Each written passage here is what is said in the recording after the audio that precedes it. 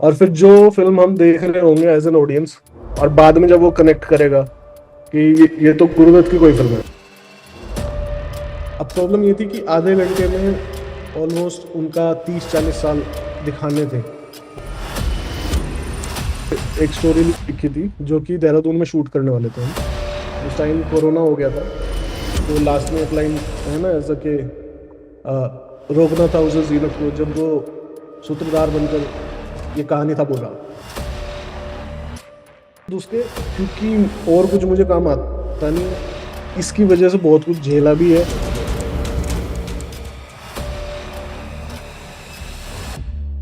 Most people thinks big cinemas comes from big budget, but the truth is some of the biggest ideas come from short films. Welcome to Choti Film Badi Baat, a podcast where we talk to filmmakers who don't chase noise, who chase honesty. So today's guest is Himanshu Tomar sir, an independent filmmaker, writer, actor.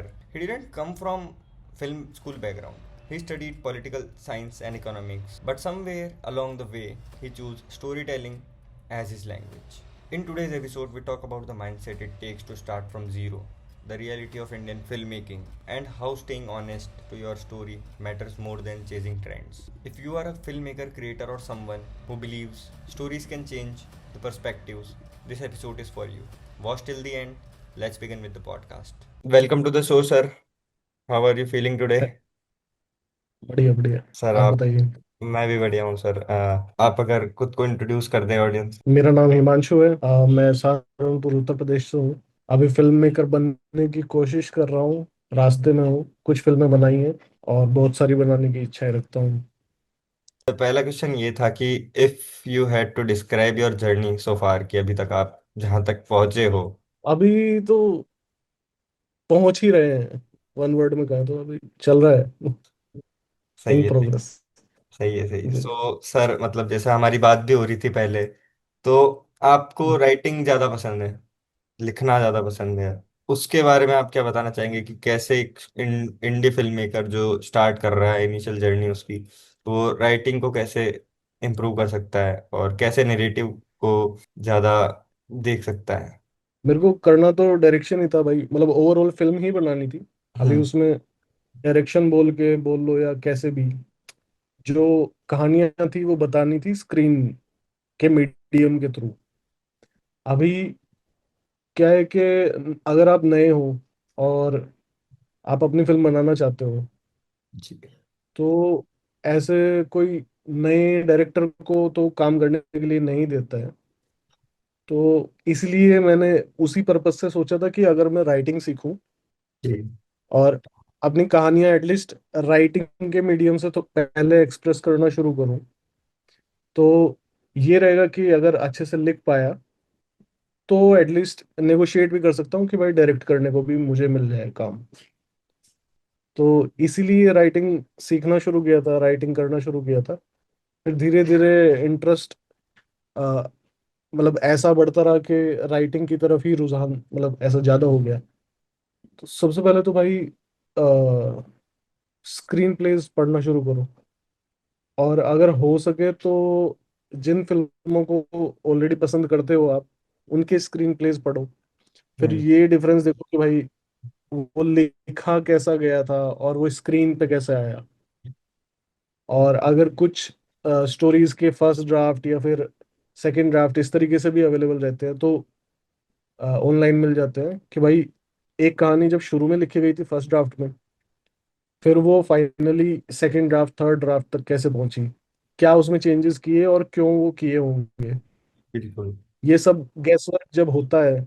और फिल्में देखो, जी। जितनी ज्यादा फिल्में देख सकते हो, क्योंकि कई बार ऐसा है कि ऑलरेडी बहुत काम हो चुका है। तो ऐसा कुछ भी तुम्हें नहीं मिलेगा कि तुम बताना चाहते हो और वो किसी ने नहीं बताया आज से पहले। बिल्कुल सर। तो कई बार ये होता है कि उस चीज से इंस्पिरेशन भी मिलती है कि हाँ कोई और भी मेरे जैसा सोच रहा है। और बिकॉज कोई डिस्करेज ना होए इस बात से कि भाई ऑलरेडी सब कुछ बन गया है तो फिर हम क्या बनाए और क्यों ही बनाए। तो जी। ऐसा नहीं है कि हर एक का वो टाइम और प्लेस और पर्सपेक्टिव का भी ये रहता है कि जो वो ही सेम कहानी मैं अलग तरीके से बताऊंगा, तुम अलग तरीके से बताओगे। तो ऑफ कोर्स सबका ओपिनियन, सबका पर्सपेक्टिव मैटर करता है। और अगर आपके पास कहानी है बताने को, जो कि ऑलरेडी कई बार बताई भी जा चुकी है, तो उसके बारे में इतना ना सोचें, जस्ट उसे बताएं। वो डेफिनेटली आपके पर्सपेक्टिव से कुछ नयापन उसमें आएगा ही। तो फिल्में देखो, स्क्रीन प्लेस पढ़ो, बुक्स पढ़ो, लिटरेचर पढ़ो। उसके अलावा बहुत सारी टेक्निक्स हैं, बहुत सारे ऐसे राइटर्स हैं जिन्होंने अलग अलग तरीके से स्क्रीन प्लेस को अप्रोच किया है। तो वो भी पढ़ो, वो टेक्निक्स भी पढ़ो। कि जैसे कि हीरोज जर्नी हो गया, सबसे बेसिक, सेव द कैट, या फिर रॉबर्ट मकी का टेक्निक है अपना, सिड फील्ड का अपना है। मतलब बहुत सारे लोगों ने बहुत सारी टेक्निक्स बताई हैं। उनको टूल्स की तरह देखो कि जितना आप जान रहे हो, समझ रहे हो, कितने टूल्स आप अपने आर्सेनल में रख सकते हो, कि समय आने पे जब आप अपनी कहानी कुछ बता रहे हो तो वो सबकॉन्शियसली वर्क कर जाए, और किसी ना किसी तरीके से आपको भी एक ऐसा एलिमेंट मिल जाए कि अगर कहीं पे कहानी में आप अटक रहे हो तो अगले पॉइंट तक कैसे पहुंचा जाए। जी तो वो चीज भी अपना ग्रामर बढ़ाओ कि राइटिंग के क्या क्या टेक्निक्स होते हैं। एक्चुअली है तो क्राफ्ट ही ना। जी जी बिल्कुल। जैसे बोलने का एक ग्रामर है, बात करने का, अपनी बात दूसरे को एक्सप्रेस करने के लिए हम सेंटेंस यूज करते हैं, उसके हम्म। लिए एक ग्रामर है। जी इसी तरीके से विजुअल लिटरेसी का भी एक अपना ग्रामर है, कहानी बताने का भी एक अपना ग्रामर है। तो वो जितना ज्यादा पढ़ेंगे, जितना ज्यादा एक्सपोजर होगा, उतने ज्यादा पॉसिबिलिटीज पता चलेगी कि किस किस तरीके से हम एक्सप्रेस कर सकते हैं खुद को। आई थिंक ऐसे शुरू करना चाहिए, हाँ बाकी फिर अपने आप होता है। बिल्कुल बिल्कुल सर। सर इसमें मेरे को मतलब एक और क्वेश्चन पूछना था कि जैसे हम मतलब कोई कोई डायरेक्टर्स होते हैं, वो मतलब म्यूजिक को पहले प्रेफर करते हैं कि क्या मूड से वो स्टोरी लिखी जाए, अगर कुछ स्टोरी चल रही है तो how do you develop your story. एक ही आप अपने स्टोरी के स्फेयर में घुसना चाह रहे हो, अलग अलग पोर्टल से। जी जिस दिन पे म्यूजिक के थ्रू अगर आप, आपकी इमेजिनेशन को ये मिल रहा है कि भाई उस तरीके के गाने सुन करके आपका वो और एनहेंस हो रहा है इमेजिनेशन आपकी ही स्टोरी के बारे में, तो गाने सुन सकते हैं। मतलब अलग अलग मीडियम्स हैं, ऐसा फिक्स नहीं है मेरा कुछ कि ऐसे ही करता हूँ। हाँ, गाने भी मैंने सुने हैं और पढ़ा भी है मैंने। एटलीस्ट कोई ऐसी कहानी जो ऑलरेडी किसी और मीडियम में लिखी गई है, जो कि थीमेटिकली मिलती जुलती है, watching or reading anything to directly copy from there, but at least अगर वो कहानी वही कहना चाह रही है जो मैं भी कहना चाह रहा हूँ, या उससे मिलता जुलता कुछ कह रही है, तो एक तुम्हें पॉसिबिलिटी दिखाई देती है, अच्छा इस तरीके से भी कोई बता रहा है ये कहानी। तो तुम देख वो रहे होते हो, या पढ़ वो रहे होते हो, या गाना वो सुन रहे होते हो, लेकिन बैक ऑफ द माइंड आपका अपना चल रहा होता है कि अच्छा, मैं किस किस तरीके से क्या क्या कर सकता हूँ। तो वो ये है कि वो माहौल बनाने के लिए लोग अलग अलग मीडियम यूज करते हैं। मेरा कुछ ऐसा फिक्स नहीं है। अभी भी बहुत कुछ लिखना है, तो बाद में देखेंगे, बूढ़े होने के बाद बताऊंगा हाँ ये ज्यादा काम किया। बिल्कुल बिल्कुल सर, मतलब मेरा पर्सनली भी यही होता है। मतलब मैं क्या है कि जैसे वो लिखी थी एक मैंने short film the lost letter, लेकिन हम्म, मुझे भी हम्म, ऐसा था कि कुछ तो लिखना है। तो मैंने जस्ट एक हम्म, जिम क्रूक का एक सॉन्ग था टाइम इन अ बोतल, तो वो चलाया और हाँ, वो मैंने फिर लिख दी कि कैसे कैसे सीन्स आएंगे, क्या स्टोरी रहनी चाहिए। तो एक वो हम्म। रहता है कि म्यूजिक से थोड़ी हेल्प तो मिली जाती है, लेकिन हाँ सबकॉन्शियसली जैसा आप कह रहे हो वो अपनी स्टोरी तो चलती है, वो वाला है। वही वही फुल सेट कर देता है, मूड बना देता है हाँ कि हाँ हाँ स्टोरी से मिलते जुलते माहौल में आप पैसिवली भी हो, अगर एक्टिवली नहीं लिख रहे हो तो डेफिनेटली हेल्प करता है। बिल्कुल सर। और पर्सनली ये बात भी करना चाहूंगा, जैसे आप गुरुदत्त की कोई फिल्म थी, है ना, उसमें जो हम्म। आपका नरेशन था वो मतलब बहुत ही परफेक्टली अलाइन हुआ था एक एक सीन से। तो मुझे उसके बारे में जानना है कि कैसे आपने वो नरेशन बिल्ड किया, क्योंकि बहुत डिफिकल्टीज होती है कुछ कुछ फिल्म मेकर्स को नरेशन करने में। वैसे तो एडेप्टेड है कहानी। तो हाँ कहानी अल्टीमेटली मेरे को क्या बोलनी थी, मतलब कहानी के थ्रू मैं क्या कहना चाह रहा था वो मेरे को क्लियर था। हम्म इंडियन कंटेक्स्ट में कैसे मेरे को वो बिठाना था, प्लस वो जो ओरिजिनल स्टोरी है समथिंग बाय टोल्स्टॉय, टेनेसा विलियम्स की ये स्टोरी है, उसमें आ, जो प्रोटैगनिस्ट है वो लाइब्रेरियन होता है। अच्छा। और लाइब्रेरियन होता है, आ, उसका पूरा स्टोरी वही है कि उसकी बीवी होती है जिसके साथ वो पला बड़ा है, उसका सारा बचपन रहा है, और उसको एक पॉइंट पे एक्ट्रेस बनने का ऑफर आता है और वो चली जाती है। तो वो कहानियां लिखने की कोशिश करता है, और जो वो कहानी लिख रहा होता है, जो बीवी उसकी वापस से आकर के नरेट करती है उन्हीं की कहानी, वो उसका टाइटल बोलता है कि this story is something bye Tolstoy. Hmm. Tolstoy एक दूसरा राइटर है। तो उसे लगा कि, उसकी बीवी को लगा कि ये मतलब टोल्स्टॉय की किसी कहानी से मिलता जुलता इसने समझ लिया है, उसको गलतफहमी हुई है। आ, और हमें एज अ राइटर जो उस स्टोरी का जो टाइटल था कि समथिंग बाय टोल्स्टॉय क्या है, हम्म। लास्ट में पता लगा अच्छा जो हम कहानी पढ़ रहे हैं ये वही कहानी नरेट कर रही है, बस अपने अलग तरीके से। तो हम्म। थोड़ा सा इसमें मेटा एक वो है, मेटा एलिमेंट है कि भाई जो कहानी हम पढ़ रहे हैं उसी के बारे में बात हो रही है। तो एक और कोई आगे लीड कर। कहानी सेल्फ कॉन्शियस हो जाती है एक तरीके से। जी जी जी जी सर। तो वो चीज अब सिनेमा में कैसे करोगे आप? तो वो उस हिसाब से मैंने सोचा कि अगर हम तो विजुअल मीडियम के लिए बना रहे हैं, तो हाँ उसके लिए उसको प्रोजेक्शनिस्ट बनाया।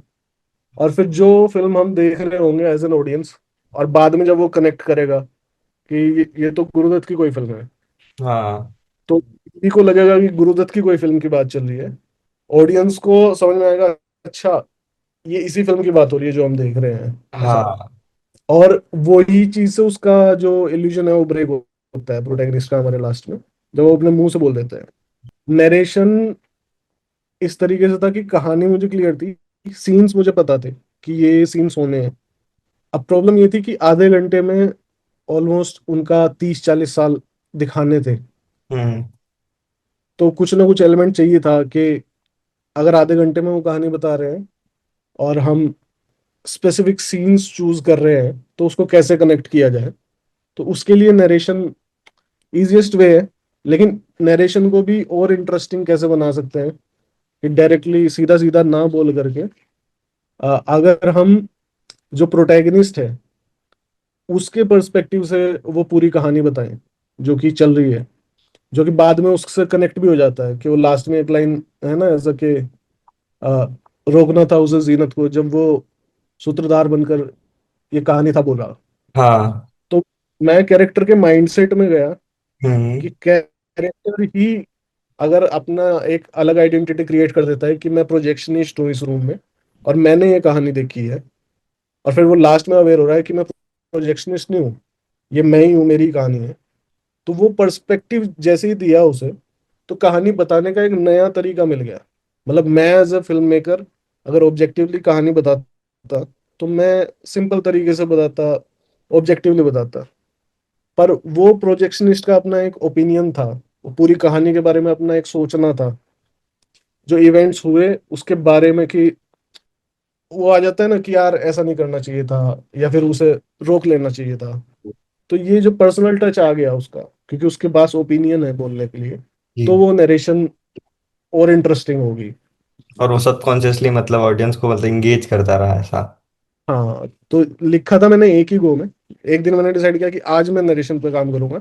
हम्म। और कारण भी होता कि जितना इसमें ये आए कि एकदम एकदम से आई हुई बात हो, वो मतलब ऐसा इम्प्रोवाइज्ड की हुई हो, बिल्कुल। तो उतना वो ऑर्गेनिक लगेगी। और प्रेशर मेरे ऊपर इसलिए नहीं था कि मेरे को किसी आ, मतलब ऐसा लिटरेचर नॉलेज होना जरूरी नहीं थी कि मेरे को सब सही होना है। मैं हाँ कैरेक्टर का नरेशन दे रहा था, तो मैं गलतियां करना अफोर्ड कर सकता था। तो वो गलतियां करना अफोर्ड कर सकता था, तो मैं फिर राइम भी करता चला गया कि चलो देखते हैं क्या होता है। उससे पहले मैंने कोई ऐसा पोएम वोएम नहीं लिखी है। अच्छा। और कुछ कुछ पॉइंट्स पे वो थोड़ी सी ऐसा लेम लगी है कि मेरे को खुद ही लगती है कि हाँ ये थोड़ा सा जबरदस्ती लग रहा है कि ये राइम करा दिया। लेकिन कुछ कुछ बीच बीच में ऐसे मोमेंट्स भी आ रहे थे जहाँ पे नेचुरली ही इतना अच्छा हो जा रहा था कि मैं ही मतलब सरप्राइज कर रहा था खुद को, अच्छा इतना अच्छा लिख सकता हूँ क्या? हाँ, अब पता नहीं सही है सही पर्सपेक्टिव है। है। हाँ। नहीं मतलब अब जैसे परफेक्शन पे बहुत जाते हैं लोग, जैसे अगर हाँ कोई स्टार्ट भी कर रहा है, अगर मैं खुद भी हूँ, मुझे भी यही था हाँ कि नहीं परफेक्ट होना है, इस सीन में परफेक्ट होना है, लेकिन यहाँ पे क्या हाँ, है, हम टाइम लूज कर देते फिर हमारा। और वो स्टक करा जाता है ना बिल्कुल। तुम्हें, क्योंकि तुम कैसे वैलिडेट करोगे खुद को अकेले, अगर तुम बैठ करके लिख रहे हो कि ये परफेक्ट है। जी। तो तुम्हें अलाउ करना पड़ता है कि कुछ गलतियां हुई तो हुई, बिल्कुल सर। तभी जाकर के एक्सप्रेस कर सकते हैं खुद को।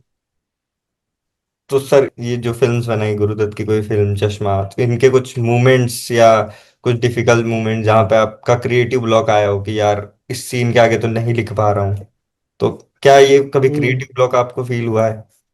क्रिएटिव ब्लॉक, मतलब डिप्लोमा फिल्म हम शूट कर रहे थे अपनी, हम्म। उस टाइम पे एक स्टोरी लिखी थी जो कि देहरादून में शूट करने वाले थे हम। उस टाइम कोरोना हो गया था, तो फिर ऐसे गाइडलाइन आई थी कुछ दिनों के बाद, लॉकडाउन के बाद, कि ऐसा स्टोरी लिखो जो कोलकाता में शूट कर सकते हैं। हम्म। तो उस हिसाब से एक नया स्टोरी लिखा था फिर। लेकिन वो ओवर बजट इतना जा रहा था कि वो जितना बजट हमें मिल रहा था कॉलेज से उसमें शूट करना पॉसिबल नहीं था। वो शॉर्ट स्टोरी को अभी एडेप्ट करके फीचर फिल्म में लिखा है मैंने। लेकिन अभी फिर चैलेंज आ गया था कि अब तीसरा स्टोरी लिखना है, और ओमिक्रॉन शुरू होने वाला था, थर्ड वेव। अच्छा। हाँ। और ये था कि भाई टाइम भी कम है, वापस से लॉकडाउन में लग जाए, उससे पहले पहले लिख करके शूट करना है। तो वो हम्म। टाइम कंस्ट्रेंट था, और वो उसकी वजह से डिस्करेज हुए थे कि जो फिल्म हम बनाना चाह रहे थे वो बजट की वजह से नहीं बना पाए थे। उस मूड में एक नया स्टोरी लिखना है, तो उस पॉइंट पे मैंने स्टक महसूस करा था खुद को। और मैंने क्लियरली अपने टीममेट्स को बोल दिया था कि भाई अभी नहीं हो रहा है मेरे से, क्या करूं। बिल्कुल। तो टीममेट्स मेरे ऐसे थे कि भाई उन्होंने ऐसा नहीं किया, वो नहीं किए, किसी दूसरे के साथ टीम नहीं बनाई, या फिर ऐसा कि चल मैं लिख देता हूँ तू ये बना ले। उन्होंने भी एनकरेज ही किया। फिर टीचर्स से मिला, अब टीचर्स ने भी समझी सारी बात। तब एक टीचर ने मुझे दो तीन स्टोरीज उस पॉइंट पे बोला था कि अगर स्टक हो रहा है और प्रोजेक्ट बनाना ही है, और ऐसा है कि भाई यही मौका है बनाने का, नहीं तो फिर पता नहीं वापस से लॉकडाउन लगा तो कब बनाएंगे। तब उन्होंने दो तीन स्टोरीज मुझे सजेस्ट करी थी कि एक बार पढ़ के देख ले, अगर तेरे को लगता है कि अडेप्ट कर सकता है तो करियो। जी। उस पॉइंट पे ये समथिंग बाय टोल्स्टॉय पढ़ा था मैंने। तो इस पे ऐसा हो गया था कि ये पूरी टीम को पसंद आ गई थी स्टोरी। अच्छा तो अब मतलब। फिर उसको एडेप्ट के जिससे एकदम ऐसा ना लगे कि बस छापे दिया है इधर से उठा के, जी जी। उसमें अपना भी voice कैसे डाला जाए, वो एक अलग जर्नी था। लेकिन ये था कि एक एक होप चाहिए होता है कि भाई अगर तुम स्टक हो, बेसिकली वही है कि वो एक थॉट की कमी है। एक थॉट अवे हो आप, वो कुछ भी हो सकता है, आपको चलते फिरते कुछ आ जाता है, या फिर चोर एक्टिविटी कर रहे हो तब आ जाता है, या फिर लोगों से बात करो, हेल्प करो, हेल्प मांगो कि भाई ऐसा हो रहा है। लोग, मतलब आपको पता नहीं है कहाँ से वो क्रैक होगा, हो जाता है, नहीं समझ में आता है। उसका तरीका वही है कि उसमें घुसे ना रहो, थोड़ा सा पीछे हट जाओ, बाकी अपनी नॉर्मल लाइफ जीना शुरू करो, और मिल जाता है तुम्हें एंगल कि बिल्कुल किधर सर। से वापस कैच हो सकता है आइडिया। क्रिएटिव ब्लॉक से बाहर आने का सबसे इजी है कि वहां से थोड़ा सा बैक ऑफ हो जाओ, बैक देन। स्टेप ले लो, नॉर्मल लाइफ भाई, हाँ। नहीं तो कुछ और आइडिया कर लो कुछ टाइम के लिए। बिल्कुल सर बिल्कुल। बाकी होता यही है कि कुछ चीज होती है जो हमें समझ में नहीं आ रही है, मतलब कुछ ना कुछ होता है जिसकी वजह से अटकते हैं हम। वो लेकिन वहीं उसी पर्सपेक्टिव से नहीं दिखाई देता है, इसलिए हटना जरूरी है। बाद में समझ में आता है अच्छा ये प्रॉब्लम है स्टोरी में, अभी ये रिजोल्व करनी पड़ेगी, तो हो जाएगा। तो सुडोकू जैसे रिजोल्व करते हैं ना कि भाई जा रहे हैं, हाँ। एक पॉइंट पे स्टक हो जाता है, बहुत देर तक नहीं मिलता, उसमें से घूमते रहते हो आप। हम्म। और फिर ऐसा होता है कि सिर्फ एक की मिला, वो काफी घूमते रहने के बाद बार बार उसी में, और उसके बाद फटाफट से सारा रिजोल्व हो गया। जी जी जी। तो अगर अटकते हैं तो कुछ ना कुछ उलझ रहा है, वो अलग अलग एंगल से ट्राई करो, एक बार वो सुलझा तो पूरा एक साथ सुलझ जाता है फिर। हम्म।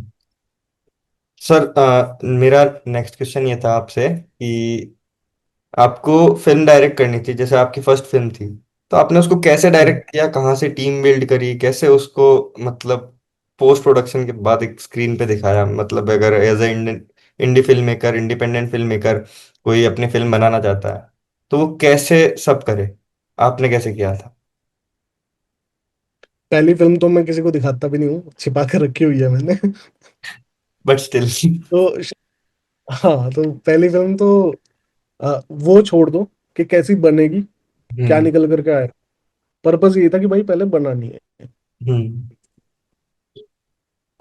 ये था यार, एक बार ये स्वच्छ भारत अभियान निकाला था इन्होंने ना। हम्म। मतलब काफी दिन से मैं फिल्म मेकिंग के बारे में सीख रहा था और पता था, पढ़ रहा था, करना था मेरे को, लेकिन बहाना नहीं मिल रहा था।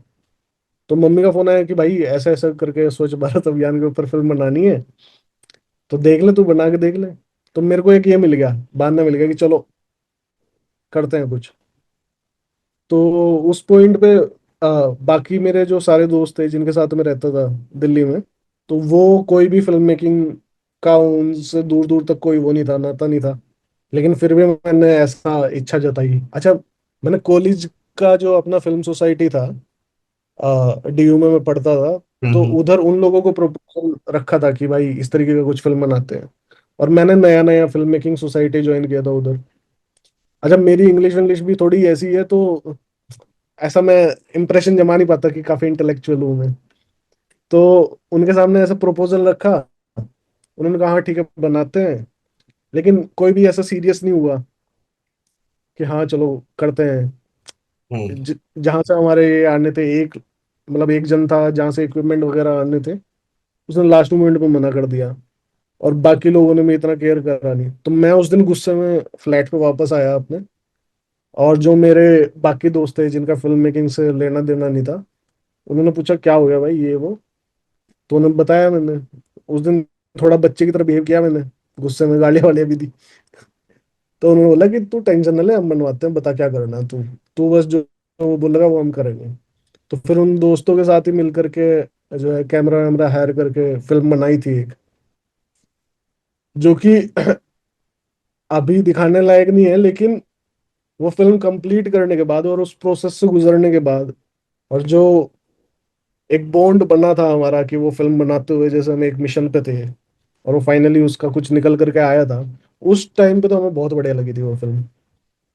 वो तो सर और लगती है। हाँ, क्योंकि भाई अपना बनाई हुई चीज है ना। बिल्कुल। अभी तुम लोगों से कंपेयर करोगे, और जो लोग ऑलरेडी उस रास्ते पे चलते हुए बहुत आगे जा चुके हैं, उनसे थोड़ी कंपेयर करोगे तुम। तुम्हें ये देखना है कि तुमने एक फिल्म नहीं बनाई थी और एक फाइनली फिल्म बना पाए हो तुम, तो तुम्हारे लिए वो अचीवमेंट है। कुछ ना से कुछ तक का सफर। Of course. और रही बात, तुम्हारे पास एक पैल्पेबल चीज सामने आई है जिसे तुम देख सकते हो, उसमें बाद में कुछ दिन उसके हाई में रहने के बाद कि हाँ फाइनली तुमने कुछ बनाया है, बाद में तुम उसे जज कर सकते हो ऑब्जेक्टिवली, क्या मैंने किया है और कैसे मैं वो चीजें इंप्रूव कर सकता हूँ। जी सर। मतलब ये सारे एलिमेंट्स तो तुमने यूज कर लिए ना, भले ही खराब तरीके से यूज किए, हम्म। तो एक एक डिपार्टमेंट पकड़ करके क्यों नहीं हम इम्प्रूव कर सकते उस पर। तो मेरा फर्स्ट फिल्म से लेकर के और उसके बीच में जितनी सारी फिल्में बनी हैं, हर बार मेरा यही रहता था कि मुझे ये नहीं है कि भाई इस बार मेरे को एकदम परफेक्ट फिल्म बना देनी है, मुझे पिछली वाली से बेहतर बनानी है। और वो मेरे को सोच करके बनानी है कि ये कमी थी उसमें, ये डिपार्टमेंट पे मैं वर्क करूंगा, सीखूंगा, समझूंगा, लोगों से पूछूंगा, बात करूंगा, और ये डिपार्टमेंट में मेरे को इम्प्रूवमेंट दिखनी चाहिए मेरी अगली फिल्म में। हम्म। तो फिल्म के बाद फिल्म इसी तरीके से बनाते बनाते जब ये होता है ना कि फिर हाँ चलो, फिर भी उतना इफेक्टिव फिल्म नहीं बन पाया अगला, लेकिन इस मामले में तो मैंने इम्प्रूव किया। यानी बिल्कुल। कि शॉर्ट डिवीजन को मैंने बेटर किया, हम्म। या फिर म्यूजिक को मैं अच्छे तरीके से यूज कर पाया, या साउंड डिजाइन में इस बार बेटर कर पाया। अलग अलग डिपार्टमेंट्स में ये डायलॉग मेरे इस बार बेटर तरीके से निकल करके आए। अलग अलग डिपार्टमेंट में मैं ऑब्जेक्टिवली खुद को एसेस करता रह सकता हूँ हर छोटी फिल्म के बाद, कि इस एरिया में मैं इम्प्रूव कर रहा हूँ और इन एरियाज में मुझे और काम करना है। जितना आप ऑनेस्टली खुद को एसेस करते चलोगे, फिल्म बाय फिल्म आपको किसी की जरूरत नहीं है, आप इम्प्रूव करते चले जाओगे। बिल्कुल सर, मतलब लर्निंग अप्रोच रखो हमेशा। हाँ। पहली फिल्म हो चाहे हम्म। वो अपनी 10वीं 15वीं फिल्म हो, हमेशा अपनी लर्निंग अप्रोच बिल्कुल। रखो। अगर तुम सीरियस हो ना, तुम्हें बनानी है, और तुम खुद को खुद के लिए इतने जजमेंटल नहीं हो कि एक बार बना करके अगर अच्छी नहीं बनी तो आप फिल्म छिपा लो, मत दिखाना किसी को। अगर आपको ऐसा लग रहा है कि हाँ भाई, लेकिन खुद को नहीं रोकना है। छिपा लो, अगला बनाओ। जब तक बेहतर नहीं बन जाता, जब तक तुम्हें नहीं लग जाता कि हाँ ये फिल्म में दिखा सकता हूँ भाई, ये दिखाने लायक है, लेकिन काम करते रहो खुद के ऊपर। जी जी सर, बिल्कुल। सर, कभी आपको मतलब सेल्फ डाउट आया कि ये पूरी फिल्म लिख दी तो अब ये कैसे परफॉर्म करेगी, आगे क्या होगा? बनाने से पहले, फिल्म बनाने से भी पहले, कि बस स्क्रिप्ट पढ़ी हम्म। है लिखी हुई, अब हाँ हाँ। वो देख के कि यार ये स्क्रिप्ट अच्छी है या नहीं है। भाई हर बार आता है, अभी भी आता है, और मैं उस चीज के लिए ओके भी हूँ कि सेल्फ डाउट अप्रोप्रिएट अमाउंट में आना भी चाहिए। हम्म। क्योंकि नहीं तो आप इम्प्रूव कैसे करोगे? जी जी। आप भ्रम में चले गए कि नहीं नहीं मैं तो बहुत बढ़िया कर रहा हूँ, और कर दिया कुछ ही बलता ही, और किसी के रोकने पे भी नहीं रुक रहे हो। वो भी नहीं होना चाहिए ना। बिल्कुल बिल्कुल। Appropriate amount of self doubt होना चाहिए, लेकिन सेल्फ डाउट की वजह से आप स्टक नहीं करना चाहिए। सेल्फ डाउट होने के बाद ट्राई करने जितना तो करेज रखना चाहिए कि भाई सेल्फ डाउट है, पता नहीं ये चीज वर्क करेगी नहीं करेगी, करके देखता हूँ। जी जी। कर गई तो पता लग जाएगा हाँ करती है, नहीं करी तो पता लग जाएगा अच्छा इस तरीके से नहीं करती है, बस दूसरा तरीका ढूंढना है कैसे करती है। अच्छा, what excites you more, telling a new story और telling a familiar story in a new way? देखो नई स्टोरी तो नहीं है कुछ भी, कहानी तो वही है। अलग अलग पर्सपेक्टिव से देखते हैं तो जोनरास बदल जाते हैं, हम्म। बाकी कहानी तो वही चल रही है घूम घूम के। बिल्कुल। तो मेरे हिसाब से मैं चूज करूंगा कि old story in new way. Old story in a new way. Familiar stories are better, like हम बहुत सारे पर्सपेक्टिव से उसको अपने पर्सपेक्टिव से अलग बना सकते हैं। हाँ, हम्म। बेसिकली कहानी तो वही है ना यार। तू उठा के देख लो तुम, चाहे कितनी भी पुरानी कोई कहानी उठा के देख लो, अगर उसके कपड़े बदल दिए तुमने और आज के कंटेक्स्ट में वो तुमने रिलेटेबल बना दिया, तो वही कहानी तो चल रही है यार बार बार। बिल्कुल बिल्कुल सर, एग्जैक्टली। अगर कहानियां भी बोलनी है कि हाँ भाई बहुत सारी हैं, तो वो भी बस वो है कि पर्सपेक्टिव है। एक ही चीज किसी के लिए ट्रेजेडी है, किसी के लिए कॉमेडी है। तो पर्सपेक्टिव है कि कौन किस कहानी को, किस इवेंट को किस पर्सपेक्टिव से देख रहा है। जी जी जी।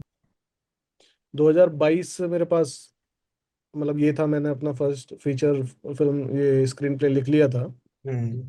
और बिकॉज मेरे को डायरेक्ट करना था, तो नए डायरेक्टर को तो वैसे भी भले ही हमने शॉर्ट फिल्म बनाई है, SRFTI से हम आए हैं कि हाँ भाई चलो जानते हैं लोग कि अच्छा उधर एटलीस्ट एग्जिस्टेंस के बारे में जानते हैं, हाँ भाई ऐसा कोई कॉलेज है उधर सीख करके आते हैं फिल्म स्टूडेंट। और शॉर्ट फिल्म्स भी बनाई हैं, लेकिन बावजूद उसके, बिकॉज फीचर फिल्म आपने नहीं बनाई है, तो फीचर फिल्म बनाने के लिए भले ही स्टोरी भी पसंद आ रही है, लेकिन डायरेक्ट करने के लिए नहीं दे सकते। ये चीज़ 1.5 2 साल तक मैं लगातार वही चीज़ सुनता आया हूँ। मतलब सही भी है कि भाई कोई अपना पैसा क्यों ही लगाएगा कि जिस पे ट्रस्ट नहीं है, लेकिन अगर विलिंग है कोई और रिस्क लेने के लिए, तो वो पुराना आपका काम देख करके ये कर सकता है कि भाई चलो अच्छा ये एग्जीक्यूट किया है तो क्या, क्या पता ये भी करे, क्या पता भाई अगर चले। लेकिन उतना बहुत कम लोग ऐसे मिलते हैं जो उतना रिस्क भी लेते हैं कि आपका पुराना काम देख करके फेथ रख रहे हैं कि हाँ ये कर सकता है, तो इसको मौका दिया जाए। जी तो यही चीज के कन्विंस करना लोगों को, ये बहुत बड़ा टास्क है। भले ही आपने इससे पहले शॉर्ट फिल्म्स बना लिए हैं, आपने सब कुछ सीख लिया है अपने हिसाब से, आप बहुत अपने हिसाब से ऐसा हो गया कि हाँ भाई अब तो बिल्कुल फाड़ ही दूंगा, अब तो सब कुछ समझ में आ गया। जी जी। बावजूद उसके किसी एक आदमी को जो पैसे लगाने वाला है वो कन्विंस कराना कि मैं उसका नुकसान नहीं करूंगा, उसको फायदा ही करवा करके दूंगा, ये अपने आप में बहुत बड़ा टास्क है, जो कि फिलहाल जिस वॉल को मैं हिट कर रहा हूँ। जी बाकी इसके पहले का जितना है वो सब अपने हाथ की बात है। जी। भाई खुद से सीखना है, खुद से समझना है, इतना पैसा बाकी रिसोर्सेज से इकट्ठा करो कि अगर कोई तुम्हें पैसा नहीं दे रहा है शॉर्ट फिल्म बनाने के लिए, उतना तुम लगा पाओ, अपने पैसे से रिस्क ले पाओ, उससे एक्सपेरिमेंट कर पाओ, उससे सीख पाओ। एक बार ये प्रोसेस से गुजरने के बाद, जिसमें मेरे को 7-8 साल लगे, वो प्रोसेस से गुजरने के बाद अभी तुम क्या कर सकते हो अगला, कि भाई फीचर फिल्म बनाओगे, हम्म। मतलब लार्जर फॉर्मेट वेब सीरीज या फीचर फिल्म जो भी। अब तुम्हें मार्केट में लोगों को कन्विंस करना है कि भाई, अब सिर्फ वो नहीं बात है कि मैं एग्जीक्यूट करके दूंगा, मैं इस तरीके से एग्जीक्यूट करके दूंगा कि अगर वो मेरे अंदर, मतलब मेरे प्रोजेक्ट में इन्वेस्टमेंट कर रहे हैं, तो जी। उनको मैं प्रॉफिट करा करके दूंगा। जी सर, जी सर। तो ये रियल टास्क है। अभी तक ये था कि कोई मेरे मुझे ट्रस्ट नहीं कर रहा है तो मैं उसको दिखा दूंगा, मैं करके दिखा दूंगा ये वो। ये मार्केट की रियलिटी वाला रियल टास्क है कि भाई किसी पैसे वाले बंदे को, मेरे खुद के दोस्तों के पास भी अगर पैसा है, मैं उनको भी नहीं बोलता कि भाई तुम मेरे में इन्वेस्ट कर लो, क्योंकि मार्केट किस तरीके से बिहेव करेगी उस चीज की गारंटी नहीं है। बिल्कुल। है ना। बहुत बड़ी किसी कमिटमेंट है। वही, तो प्रोड्यूसर को अपनी तरफ से इतना भरोसा होना चाहिए कि हाँ ये स्टोरी वर्क कर सकती है, ये प्रोजेक्ट वर्क कर सकता है, ये फिल्म मेकर ने ये काम किया है, और ये वाला प्रोजेक्ट भी एग्जीक्यूट कर सकता है, और इस तरीके से कर सकता है कि प्रोजेक्ट से मेरे को फायदा हो जाए। हम्म। ये सारे स्टार्स एक साथ अलाइन होने पड़ेंगे, तब जाकर के आप ये वाला वॉल जो है क्रैक कर पाओगे कि आपका एक कॉमर्शियल प्रोजेक्ट बड़ा बाहर आ सकता है। बिल्कुल सर। इसे पूरे करने के चक्कर में 2-2.5 साल से पसीने छूट गए हैं। अभी कुछ होप लग रही है, शायद कुछ हो जाएगा इस साल, हो सकता है और टाइम लग जाए। तो अभी भी मैं अपने आप को ये मानता नहीं हूँ, जब तक मेरी एक फीचर फिल्म बाहर नहीं आ जाती तब तक मैं अपने आप को पूरा ये नहीं कहता कि हाँ भाई मैंने कुछ किया है। लेकिन बावजूद उसके, क्योंकि और कुछ मुझे काम आता नहीं है, इतना समय मैंने इस काम को दिया है, मजा भी इसी चीज में आता था शुरू में, इसकी वजह से बहुत कुछ झेला भी है, कि भाई इमोशनली तुम ये हो गए कि एक ही परिस्थिति से कितनी बार गुजरोगे आप, कि जी। भाई इस बार कोशिश किया, इस बार भी नहीं हुआ, इस बार कोशिश किया, इस बार भी नहीं हुआ। कितनी बार ही आप एक उन्हीं इमोशन से गुजर सकते हो। फाइनेंशियली जो है, तुम्हारे पैसे लग लग के लास्ट में ऐसा आ जाता है कि भाई अब कुछ और काम कर ले, पैसे का साधन कुछ और ढूंढ ले, क्योंकि अगर मुंबई में रहना है, टिके रहना है, जब तक ये सारे स्टार्स अलाइन नहीं कर जाते, तब तक खाना भी चाहिए, छत भी चाहिए, सब कुछ चाहिए। बिल्कुल। तो उसके लिए कुछ और काम भी करना पड़ेगा, इस प्लेस पे भी रहकर करना पड़ेगा। जहाँ पर किराया महंगा है, मुंबई में किराया बहुत महंगा है, तुम्हें खर्चा चलाना है अपना, बावजूद उसके तुम्हें नहीं गारंटी कि कब जो है एग्जैक्टली तुम्हें फाइनली कुछ ये मिलेगा, प्रोड्यूसर मिलेगा या पैसा मिलेगा अपनी फिल्म बनाने का। यहाँ से छोड़ के गए तो भी कुछ नहीं है, रहना भी इधर ही है, मतलब अभी ऐसा, मतलब परिस्थिति है कि इतना साल इन्वेस्ट करने के बाद भी, और यहाँ रहने के बाद भी जो है कब होगा उसके बारे में मैं श्योर नहीं हूँ। पर यह है कि भाई अभी इतना आगे तक आ गए हैं कि सामने वाला शोर नजदीक दिखाई देता है, बजाय के पीछे लौट जाए। बिल्कुल बिल्कुल तो सर। इसलिए गिव अप नहीं करना। तो ये सब के लिए अगर रेडी हो आप, तो आ जाओ। बिल्कुल बिल्कुल। बाकी यही है कि भाई और जैसे आप गारंटी बता तो रहे हो किसी आपने चीज। 2016 में स्टार्ट किया था, तो उस टाइम पे तो हम्म। मतलब इतना कोई प्लेटफॉर्म या स्क्रीनिंग का कुछ था भी नहीं। तो उस टाइम पे हाँ, तो ये ओटीटी डिफिकल्टी। इंडिया हमारे सामने ही आने शुरू हुए। बिल्कुल। तो अब हम्म। तो ऐसा है कि मतलब हाँ, प्लेटफॉर्म्स बहुत सारे हो चुके हैं। इवन हमारा शॉर्ट सिनेमा घर भी मतलब फिल्म मेकर्स को पुश करने के लिए बहुत सारे इनिशिएटिव ले रहा है कि कॉलेजेस में जाके फिल्म बनवाएंगे, देन कॉलेजेस में फिल्म मेकिंग कॉम्पिटिशन्स करवाएंगे, उन्हें अवार्ड सेरेमनी दें, देन वही फिल्म्स हम आगे अलग स्क्रीनिंग कराएंगे। तो अब हम मतलब अपॉर्चुनिटीज भी दे रहे हैं। बट हम्म। कहीं ना कहीं फिल्म मेकर ये फील करता है कि शॉर्ट फिल्म्स आर अंडररेटेड। क्या आप भी यही फील करते हैं कि इंडिया में short films are underrated? Underrated इसलिए फील करते होंगे ना भाई, क्योंकि ऑडियंस नहीं है। जी। मतलब, और ऑडियंस इसलिए नहीं है क्योंकि डिस्ट्रीब्यूशन उस तरीके से नहीं हुआ है, हम्म। जिस तरीके से फीचर फिल्म का डिस्ट्रीब्यूशन होता है जिस लेवल पे, या फिर वेब सीरीज का अब हो रहा है ओटीटी प्लेटफॉर्म्स की वजह से। शॉर्ट फिल्म्स का डिस्ट्रीब्यूशन उस तरीके से नहीं हुआ है। शॉर्ट फिल्म कोई विलिंगली ही अगर देखना चाहेगा तो वो ढूंढ करके देखता है, अवेलेबल भी नहीं है ना जी जी जी जी। लोगों के पास। जैसे कि फिल्में सामने है, तब वो चूज कर रहा है कि मेरे को फिल्म देखनी है नहीं देखनी है। शॉर्ट फिल्म के लिए उन्हें सोचना पड़ता है कि अभी शॉर्ट फिल्म देखते हैं, तो उसे ढूंढना पड़ता है। तो अवेलेबिलिटी होगी तो लोग देखेंगे भी, जी। और अंडररेटेड भी नहीं रहेगी। बिल्कुल बिल्कुल सर, बिल्कुल। और सबसे बड़ी बात, शॉर्ट फिल्म कॉमर्शियल पर्पस के लिए तो कम ही बना रहे हैं ना लोग। हाँ। अगर उससे पैसा कमाएंगे, उससे पैसा आएगा, तो वो ऑटोमेटिकली उसका अंडररेटेड इसलिए है कि भाई किसी ने बनाया है, वो एक तरीके से अपना प्रोफाइल बिल्ड कर रहा है या फिर पोर्टफोलियो की तरह प्रेजेंट कर रहा है लोगों को। जी तो लोग भी वैसे ही आगे जा रहे हैं। लेकिन लोगों को अगर लगेगा कि इससे भी मेरे को एंटरटेनमेंट मिल रहा है और डिस्ट्रीब्यूट करने वाले को प्रॉफिट आ रहा है, तो वो नहीं रहेगा अंडररेटेड। जी सर, बिल्कुल बिल्कुल। पूरा मतलब जोन चेंज करना पड़ेगा, मतलब ऐसा। मतलब डिस्ट्रीब्यूशन का है मेन फर्क। बड़े प्रोजेक्ट के लिए डिस्ट्रीब्यूशन उस लेवल का होता है, लोगों को सामने दिखाई देता है कि अच्छा इस तरीके का कुछ है हम्म। जो कि देख सकते। नहीं मतलब जो यही जो गैप है ना कि डिस्ट्रीब्यूशन और मतलब लोगों को पता ही नहीं चलेगा कि ये फिल्म आई भी है, तो यही गैप हम शॉर्ट हाँ, सिनेमाघर में फिल करने की कोशिश कर रहे हैं अभी। कि होपफुली ऐसा हो पाए। जी सर, कि हम फिल्म मेकर्स की फिल्म को जितना पुश दे सकें।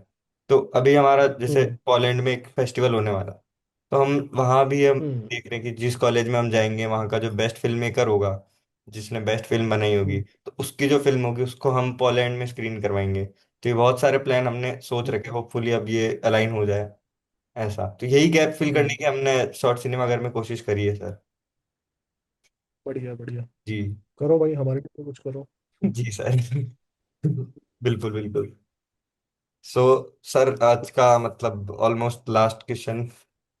Looking back today, do you feel struggle you faced were worth it? मतलब आप। डेफिनेटली भाई, डेफिनेटली वर्थ इट है। इसी से जो है यहाँ तक पहुंचे हैं, इसी से उम्मीदें हैं आगे की सारी। जी जी। वर्थ इट है, आप मेहनत करो किसी भी चीज में करो। म- वो एक कहावत सुनी थी इधर, साहित्य एकेडमी में थे हम, ये सॉरी साहित्य आज तक करके ये होता है दिल्ली में ना हर साल। हम्म। उसमें पीयूष मिश्रा आए थे। उस टाइम पे हाँ। हम भी शुरू शुरू करते थे। तो जाकर के किसी को देखना, उनकी बात सुनना, वो अपने आप में ये लगता था कि यार क्या कह दिया। बिल्कुल। तो उन्होंने बोला था कि आपका, मतलब गीता में लिखा है कि आपका किया हुआ एक भी कर्म अपना फल दिए बिना नष्ट नहीं होता, चाहे वो अच्छा हो या बुरा हो। तो क्योंकि ये चीज का अंदर से वो है कि भाई कर्म करोगे तो फल मिलेगा, कभी ना कभी जरूर मिलेगा, किसी ना किसी फॉर्म में जरूर मिलेगा, वेस्ट नहीं जाएगा। जी। एनर्जी कांट बी, ये neither be created nor be not destroyed, destroyed. Convert हो जाती है। तो कर्म करते चलो, कुछ ना कुछ किसी ना किसी तरीके से वो अपना फल जरूर देगा। तो इसी वजह से लग रहे हैं, इसी फेथ पे लग रहे हैं। वो लाइन बैठ गई थी उस टाइम पे माइंड में। जी जी। तो अभी भी पता है, और काफी कुछ दिया भी है, ऐसा नहीं है कि कुछ भी नहीं हुआ आज तक, बहुत कुछ हुआ है। तो उम्मीद यही है कि भाई जितना किया है वो वर्थ इट अभी तक भी है और आगे भी रहेगा। जी सर, और अगर आप मतलब कुछ इंस्पिरेशन देना चाहें आपकी तरफ से फिल्म मेकर्स को, जो भी देख रहे हैं, हमारी ऑडियंस जो अभी ये पॉडकास्ट देख रही है उनको, कि आपकी तरफ से कुछ, कि कैसे उनको आगे बढ़ना चाहिए? भाई सीखते चलो, सीखोगे तो हो भी जाएगा। जी। सीखना ना बंद करो। जब नहीं भी हो रहा है ना कुछ, तब भी कुछ ना कुछ सीखते रहो। और वो सिर्फ मैं फिल्म की बात नहीं कर रहा हूँ, किसी भी, कोई भी आर्ट है, कोई भी क्राफ्ट है, जो भी आप सीख रहे हो, जिस चीज में लगे हो, उसमें अगर कुछ नहीं भी हो रहा है, वो टाइम भी खाली ना जाने दो, उस टाइम पे भी कुछ ना कुछ ऐसा कर लो, सीख लो, क्योंकि वही वो भी, वो सीखना भी कर्म ही है, वो देगा फल। बिल्कुल सर, बिल्कुल। तो लगे रहो।